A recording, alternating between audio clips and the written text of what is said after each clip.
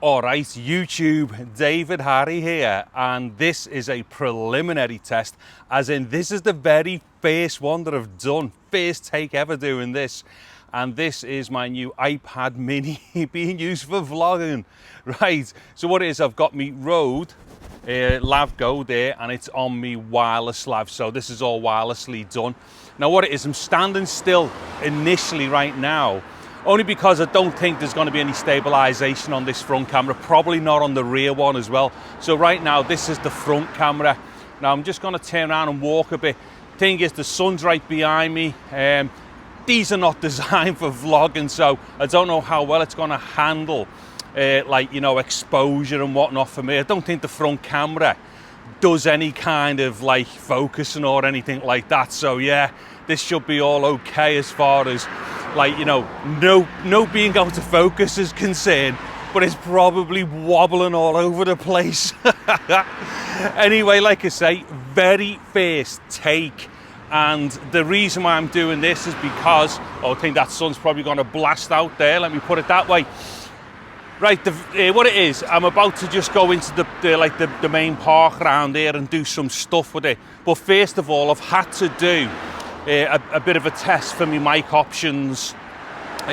Usually the input on all the Apple stuff, iPhones, iPads, the inputs are normally mega sensitive, but weirdly this doesn't feel like it is, which is odd. I hope it's not, because if it is, this is getting distorted. So what it is, I've got the output not attenuated at all on the receiver for the Wireless Go. So the receiver for the Wireless Go right now is on its maximum output. Now I did a quick test indoors of this, and it felt like that the level was okay, which you can't do normally on an iPhone or the other iPads, the Pros. They just blast out. Unless I wasn't listening to the right microphone or I wasn't recording the right mic, which is why it might have sounded quieter than what it should have done. Anyway, yeah, so hopefully this isn't being wrecked. The screen looks all right, I suppose, but this is probably wobbling like mad. Okay, so what I'm going to do now, I'm just going to flip over onto the rear camera. Okay, so I've now switched over onto the rear camera, and I think the first thing I should do here is just do a tap and scratch test. That's just to definitely let me know whether or not the mic is defo being picked up or not. Like I say, I was pleasantly, well, I'm hopefully going to be pleasantly surprised, because when I did a very quick mic test indoors, it wasn't distorting going in, which is what normally happens with these things. Now the thing is, I've set the camera here for 4K 25 frames per second. I don't know if the front camera does 4K, the rear camera should do, and I can get a gauge on this as to whether or not it's doing proper 25 frames per second, as in no weird like off frame rates, which means it'll get interpolated when it goes into post if you're not careful.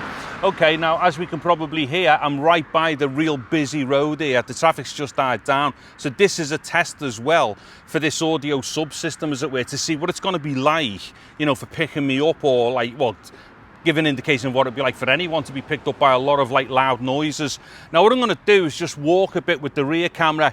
Like I say, I have no idea whatsoever as to whether or not there's any stabilization going on here. It might happen like after the recording, so it might do it internally, but after the recording, it definitely doesn't look stabilized. When you're looking on the front camera, it wobbles all over the place.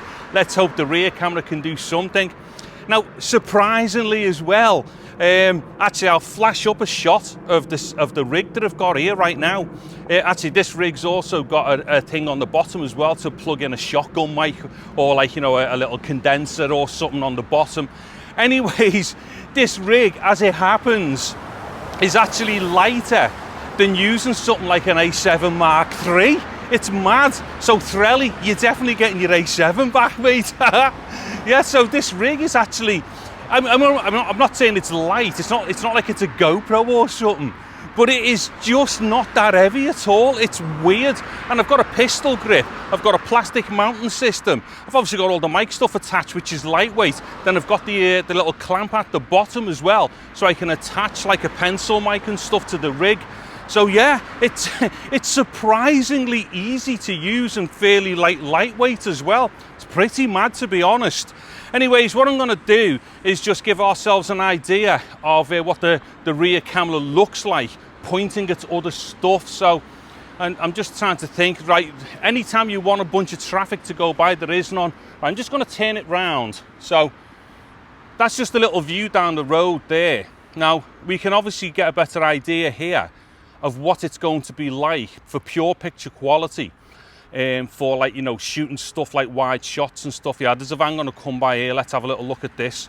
So we've got, like, I think we've got decent exposure there, and I think we've got pretty good separation between, like, you know, the lows and the highs in the shot there. So all the shadows don't look that bad either. I hope this isn't doing what it calls HDR, because that's not going to help me at all in post, is it?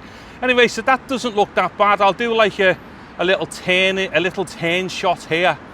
Let me just try this. So effectively a pan. I'm acting like a tripod right now. Now, we are shooting directly towards the sun there. We're in a slight bit of shade. But, you know, it's not massively blown out or anything. Okay, well, these are just obviously my real quick preliminary tests for these things. So what I'm going to do now is call this one a day. In fact, let me get up here into some shade. Let's see how it handles the transition between real bright light into a bit of tree shade.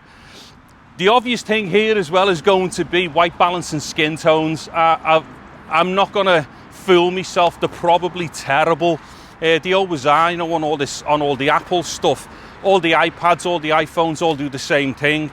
They all absolutely screw up on white balance. So basically skin tones are going to look shot all over the place. Anyways, I think that should probably do it for this initial testing.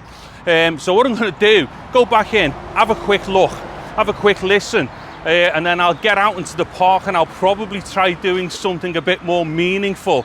And I'll also do something as well with it being on a tripod and stuff. Anyways, if anyone's watched this video, anyway, tell me in the comments what you think and stuff. This is my very first test for using not just the cameras and like a mic input on the iPad Mini 6, but also my very first vlog on it. I'm David Hardy. Thank you very much for watching this video. Take care and goodbye now.